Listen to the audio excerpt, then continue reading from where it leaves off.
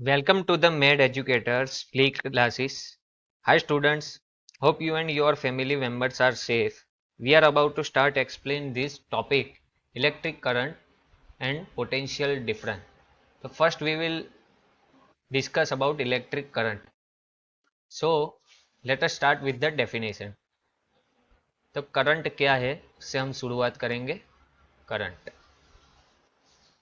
ठीक है तो उसको सिंपल वर्ड में अगर हम लिखे तो it is a rate of rate of flow of charge ठीक है ये इसकी सिंपल डेफिनेशन है। अब इसको हम एक एग्जाम्पल के जरिए समझते हैं। फॉर एग्जाम्पल ये एक पाइप है ठीक है ये पाइप है। अब समझ लो इसके अंदर से वाटर फ्लो कर रहा है ठीक है इस तरह से वाटर इस डायरेक्शन में फ्लो कर रहा है। तो अब हम इसे किस तरह डिफाइन करेंगे, ऐसे कहेंगे कि flow of water, rate of flow of water ठीक है, इसको इस तरह से डिफाइन कर सकते हैं। तो अब इसको कंपेयर करते हैं इसी के जैसे ही। समझ लो ये पाइप की जगह पर यहाँ पर क्या है, कंडक्टर ठीक है। ये कंडक्टर वायर है जिसके अंदर क्या फ्लो कर रहा है, चार्ज फ्लो कर रहा है ठीक है। फॉर एग्जांपल इसी डायरेक्शन में चार्ज फ्लो कर रहा है। तो अब हम यहाँ पर एक क्रॉस क्रॉस सेक्शन रख देते हैं और इस क्रॉस सेक्शन में से एक यूनिट टाइम मतलब कि टी टाइम में फ्लो ऑफ चार्ज એટલે टोटल चार्ज जो जाएगा उसको हम क्या बोलेंगे, करंट। तो करंट डिफाइन हो गया I is equal to rate of flow of charge, मतलब यूनिट टाइम में कितना चार्ज गया, कितना चार्ज फ्लो हो रहा है उसको हम बोल सकते हैं करंट। बिल्कुल ये पाइप के एग्जाम्पल जैसा ही है। पाइप के अंदर जिस तरह वाटर फ्लो करता है उसी तरह कंडक्टर के अंदर चार्ज फ्लो करता है। हम कह सकते हैं इलेक्ट्रॉन फ्लो करता है।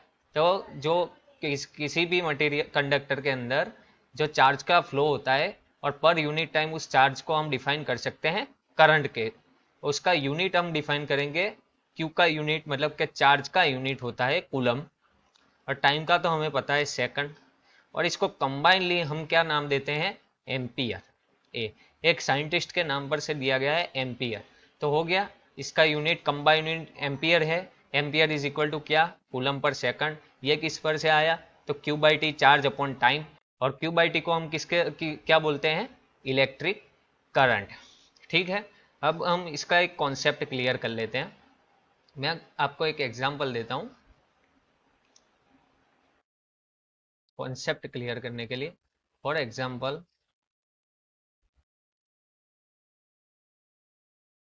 ये एक कंडक्टर है, यहाँ से करंट आता है I is equal to, for example हम लेते हैं 1 एम्पियर। ये क्रॉस सेक्शन इससे बड़ा है जैसा कि हमें दिख रहा है। हम मान लेते हैं ये है पॉइंट ए और ये है पॉइंट बी।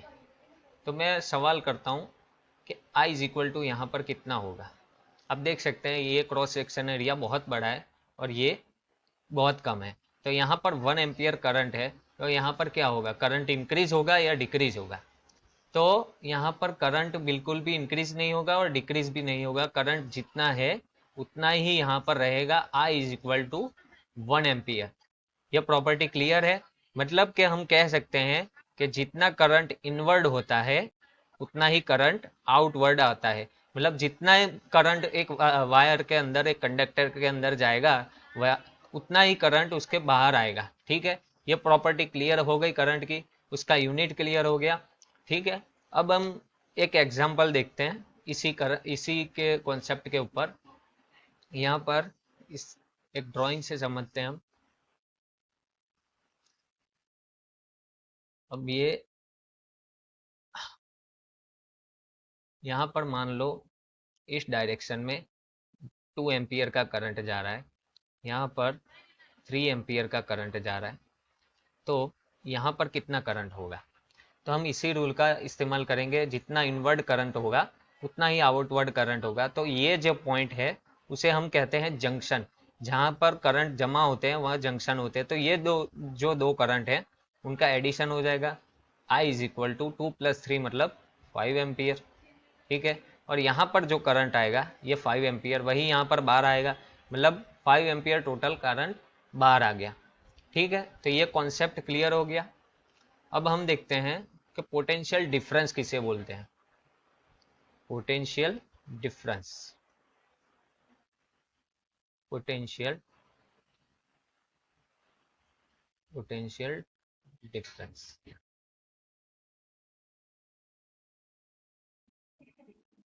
इसका हम डेल्टा वी इसका सिंबल है। ठीक है, अब हम समझते हैं, हमने ये तो पता कर लिया, हम यहाँ पर एक ड्राइंग ड्रॉ कर लेंगे। हमने ये तो पता कर लिया कि कंडक्टर के अंदर करंट फ्लो करता है। ठीक है, लेकिन हमें ये नहीं पता कि करंट फ्लो कैसे करता है। ऐसे ही थोड़ी करंट फ्लो करेगा। इस कंडक्टर, ये कंडक्टर है, क्या करंट ऐसे ही फ्लो करेगा? नहीं करेगा। उसके लिए हमें क्या करना पड़ेगा, तो हम एक एग्जाम्पल के जरिए समझते हैं। हमने एक पाइप के अंदर देखा, तो एक हॉरिजॉन्टल के अंदर, पाइप के अंदर जब पानी जाता है, जब पानी फ्लो करता है इस तरह, तो ऐसे ही फ्लो करता है? नहीं, हम यहाँ पर एक डिफरेंस पे, हाइट हाइट का डिफरेंस पे करेंगे। फॉर एग्जांपल यहाँ पर पानी की एक टंकी रख दी और यहाँ से हमने इसको जोड़ दिया, तो यहाँ एक हाइट का डिफरेंस आया। क्या आया? Difference H. तो ये जो डिफरेंस आया उसकी वजह से ये वाटर फ्लो करेगा। उसी तरह हमें करंट को फ्लो करने के लिए क्या चाहिए? Potential difference. तो उसको हम किस तरह से डिफाइन करेंगे? तो मान लो कि पॉइंट ए है,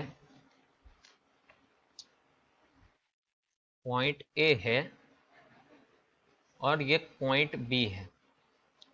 अब यहाँ से मान लो कि ये एक पाँच एक, एक किलो गेहूं है इसके पास, और ये उठाकर यहाँ पर ले आता है। तो उसको कितने, उसको कुछ वर्क करना पड़ेगा। ठीक है, 1 किलो गेहूं उठाकर यहाँ लाने के लिए, बी के पास लाने के लिए उसको कुछ वर्क करना पड़ेगा। बस उसी सेम कॉन्सेप्ट को हम यूज करेंगे, मतलब कि +1 चार्ज को ए से बी ले जाने के लिए जो वर्क डन लगता है W, उसको क्या बोलेंगे हम? Potential difference. यही उसकी डेफिनेशन है। मतलब delta V is equal to क्या हो जाएगा? Delta V is equal to हो जाएगा total work done upon charge Q। मतलब एक चार्ज Q को A से B ले जाने के लिए जो वर्क डन लगता है उसे हम कहते हैं पोटेंशियल डिफरेंस। मतलब कि अगर A से B हम चार्ज ले जाते हैं तो क्या होगा? ये V A to B is equal to work done क्या हुआ? W A टू B, और चार्ज तो वही रहेगा Q। तो ये समझ आ गया। मतलब करंट को फ्लो करने के लिए हमें कुछ डिफरेंस पैदा करना पड़ेगा। जैसे कि ये वाटर को फ्लो करने के लिए हमने ये हाइट का डिफरेंस दिया, तब जाके वाटर फ्लो करेगा। फिर यहाँ पर हम एक और एग्जाम्पल के जरिए समझते हैं कि एक +1 चार्ज है, उसको हमें ए से बी ले जाने के लिए कुछ वर्क डन देना पड़ेगा। जब हम ए से बी ले जाएंगे तो एक पोटेंशियल डिफरेंस होगा, और वो डिफरेंस क्या होता है? Q is equal to W A B upon Q.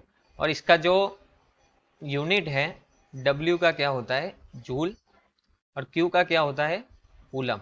और इसको कंबाइनली यहाँ भी एक साइंटिस्ट के जरिए डिफाइन किया गया है, वो है वोल्ट।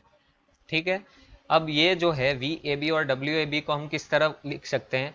अब वी ए बी है तो फाइनल माइनस इनिशियल का इनिशियल होगा, तो वो जो पोटेंशियल डिफरेंस होगा V B minus V A होगा, is equal to work done भी कैसे लिखा जाएगा? तो W B minus W A upon charge Q.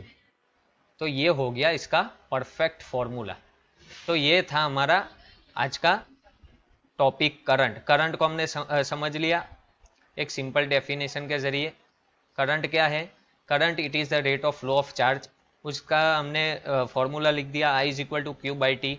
उसका जो यूनिट है वो है एम्पियर, वो हमने समझ लिया। और अब करंट फ्लो कैसे करता है? तो करंट फ्लो करता है पोटेंशियल डिफरेंस के जरिए।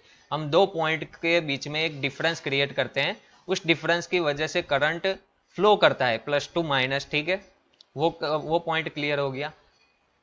ठीक है, तो आज के टॉपिक में बस इतना ही। अगर आपको इस टॉपिक में कोई भी डाउट हो तो आप नीचे कमेंट में बता सकते हैं, हम उस डाउट को आपके अगले वीडियो में क्लियर कर लेंगे। तो आई होप आपको ये समझ में आया होगा। Thank you.